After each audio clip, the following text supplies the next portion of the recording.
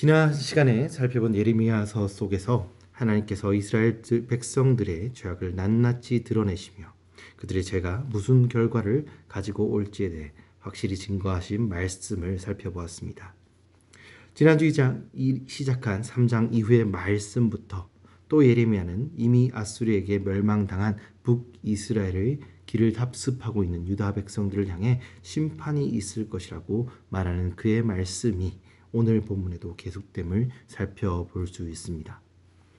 오늘 본문의 시작인 5절 말씀부터 예루살렘을 향한 유대 전체를 향한 전쟁이 선포됩니다. 5절 말씀에 보면 백성들의 견고한 성으로, 즉 6절 말씀에서 가리키고 있는 시온 성인 예루살렘을 향해 깃발을 세우며 지체하지 말고 도망가자는 말씀이 나옵니다.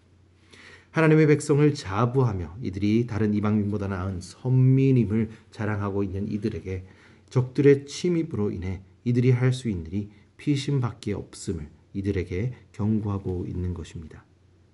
하지만 예루살렘의 다른 이름 시온성으로 들어가서 이들이 구원을 얻는 것이 아니라는 사실을 오늘 말씀은 증거합니다. 이들이 선택한 이 피신이 예루살렘 성이 이 땅을 구원할 것임을, 적들을 막아줄 것을 말씀하고 있는 것이 아닌 단지 그들이 할 수 있는 마지막 성인, 마지막 선택이 그들이 갈 수 있는 가장 큰 성인 예루살렘으로 도망할 수밖에 없는 그 절박한 상황을 오늘 말씀은 묘사하고 있다는 것이죠. 장차 북방에서 시작된 바벨론 왕국의 침공에 모든 유다 민족이 황급히 피하는 것밖에 할 수 없는 모습, 그리고 황급하게 다가가는 그 급박함이 오늘 말씀에 그려져 있는 것입니다. 오늘 말씀 속에 나오는 시온성이라는 이 상징은 하나님의 평안의 도성이라는 예루살렘의 이 성의 이름의 다른 이름입니다.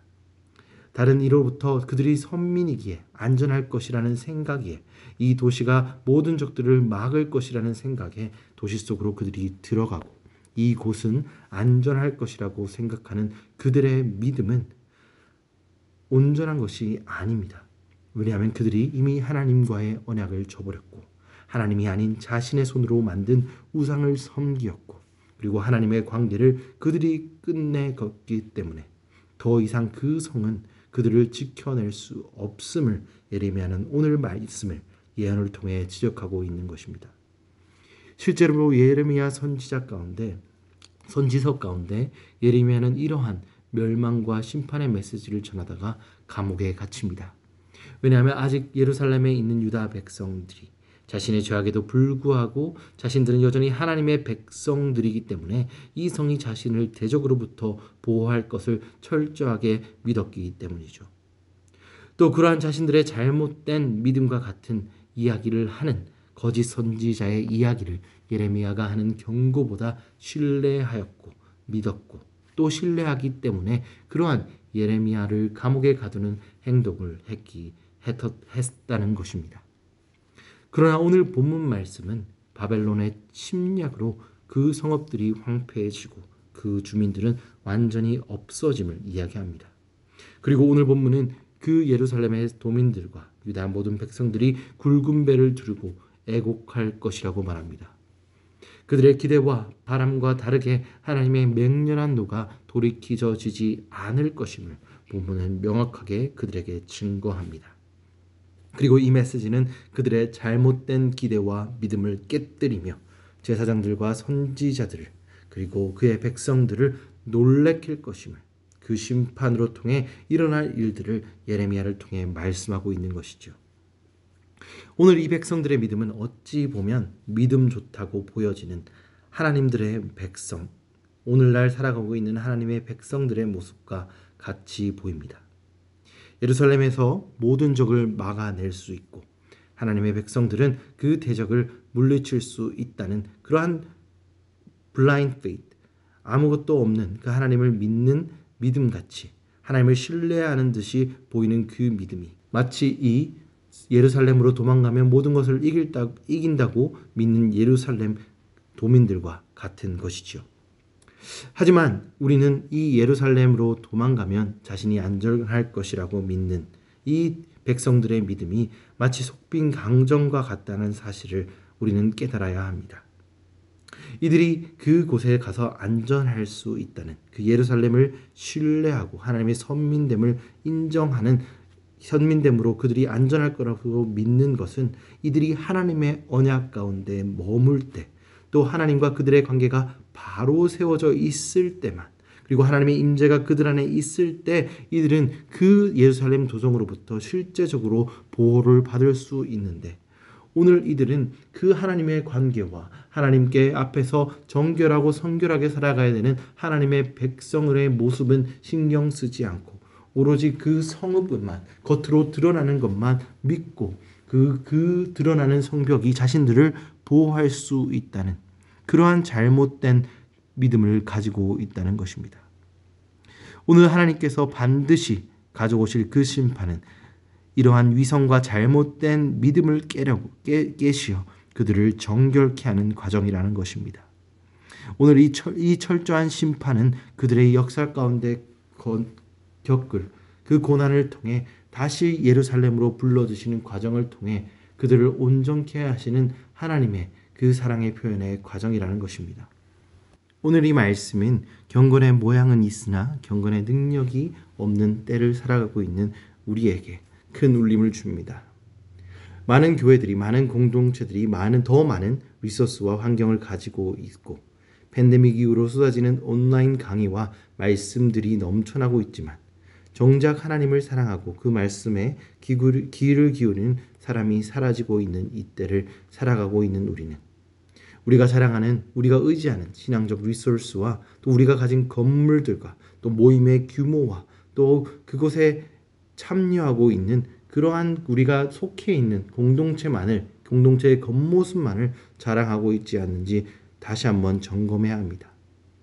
우리가 사랑하는 그곳 가운데 하나님의 우리와 밀접한 관계가 있는지, 그리고 그 말씀이 우리 안에 심겨져 그 말씀이 우리 중심 안에 액티베이트 되어 있는지 점검해야 한다는 것입니다. 만약 우리가 마련한 또 우리가 성공이라고 생각한 그 환경 속에 주님의 임재와 주님의 관계 가운데 바로 서 있음이 없다면 우리의 자랑이, 우리의 환경을 자랑함이 어느 순간 그 심판의 때에 우리를 지켜주지 못하고 우리를 슬프게 만들고 절망시켜 만들어 마치 유다 백성들이 심판받는 그러한 날처럼 될 수도 있다는 사실을 우리는 깨달아야 합니다. 오늘 이 본문을 묵상하면서 말씀을 통해 돌이키지 않은 유다 백성들을 바라보면서 과연 우리는 하나님과의 관계를 얼마나 우리 마음속에 가지고 있는가, 또 하나님의 말씀을 얼마나 들으며 귀중하게 여기며 지켜가고 살고 있는가 점검할 수 있기를 주님의 이름으로 소망합니다. 계속되는 본문의 말씀에서 하나님의 경고에도 불구하고 마음을 돌이키지 않고 회개하지 않은 유다 백성들에게 하나님께서 뜨거운 바람, 즉 하나님의 심판을 보내어 소멸시키신다는 메시지를 다시 한번 전하고 있는 것을 발견해야 합니다. 뜨거운 사망의 바람이 모든 것을 말려버리듯 하나님의 이 뜨거운 바람과 같은 심판은 장차 다가올 모든 그들이 가지고 있는 것을 소멸시키시고 멸망시키시고 바벨론의 침략 속에 유다 백성들이 예루살렘 성이 당할 그 미래를 보여주고 있습니다. 효월이 바람과 같이 독수리같이 몰려올 그 바벨론의 침공 속에 멸망을 막을 수 없다는 유다 민족들의 최후를, 그리고 그 비참함을 하나님께서는 예레미야 선지자의 입을 통해 말씀하고 있다는 것이죠. 이러한 민족들 가운데 14절 말씀에 하나님께서는 내 마음의 악을 씻어버리라고 말씀하시고 그 악을 씻어냄을 통해 그들이 구원 얻을 것임을 말씀하십니다. 오늘 17절에서 18절 말씀에 유다 백성이 하나님을 거절함과 18절 말씀에 이들의 악함이 오늘 이들에게 임할 재앙의 근원이요 이어가 되었다는 사실을 하나님께서는 밝히시며 그들이 이겨낼 수 있는, 이 심판이 피할 수 있는 길에 대해 말씀하시고 있습니다. 오늘 우리에게도 이 악을 벗어나는 그러한 방법은 우리에게 이미 주어졌음을 깨달아야 합니다. 그들에게 악을 제하는 방법이 제사였다면 그 단편적인 혹은 잠시 잠깐의 임시적인 방법으로 제하는 방법이 제사였다면 오늘 우리에는 확실하게 그 악을 제할 방법이 있음을 우리는 깨달아야 합니다. 그것은 바로 예수 그리스도를 믿음으로 우리 안에 거하시는 성령의 역사를 시작하고 우리 가운데 그 역사가 시작되므로 우리가 십자가 앞에 이끌려 나가 우리의 죄를 그 십자가 앞에 내려놓을 때 예수 그리스도의 피의 공로를 통해 우리는 그 엄청난 우리의 죄를 위한 심판, 우리의 죄를 향한 그 멸망의 길에서 되돌릴 수 있다는 것이죠. 사랑하는 성도 여러분, 오늘 본문 가운데 말하고 있는 그 심판의 크기와 엄중함 속에 움츠려들고 두려워하는 것은 쉬운 일일 것입니다. 하지만 우리는 이 말씀을 묵상함을 통해 그것에서만 그쳐서는 안 돼요. 안 될 것이요. 우리의 죄와 우리의 악함을 그냥 두지 않고 예수 그리스도 앞에 내려놓음을 통해 우리의 유일한 구원하심이요 참된 진리이신 주님과 주님의 구원하심과 주님의 은혜 속에 나아감으로 그 그리스도를 통해 맺어진 언약 속으로 나아감으로 이러한 하나님의 때에 내려질 심판 가운데 준비될 수 있고 그 하나님의 멸망과 진노를 피할 수 있는 권한과 담력을 얻을 수 있기를 주님의 이름으로 축원드립니다.